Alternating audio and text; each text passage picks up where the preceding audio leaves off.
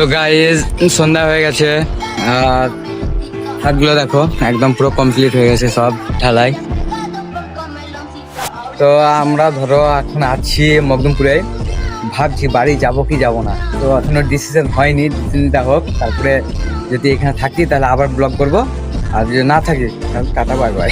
আর guys যেখানে ছাদ ঢালাই হলো তার আমরা নিচে চলে আসি। হ্যাঁ, আর এখানে বেশি রুম হয়নি, দুটা রুম হয়েছে, তো দুটা রুমে দেখবো এখানে সাহিল মানে করতে পারছো এই মানে কটা রুম কি সারাবে সেটা জিজ্ঞাসা থাকবে।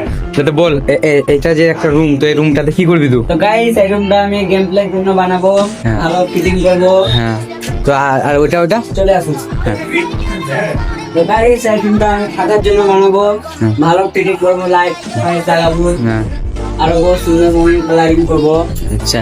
তো দেখতে পাচ্ছ এই মাত্র মানে ঢালাই হলো, এখনো অতটা মানে করা হয়নি। তো আবার আসবো, যদি ব্লগ করি তখন দেখবা রুমটার অবস্থা কি হবে।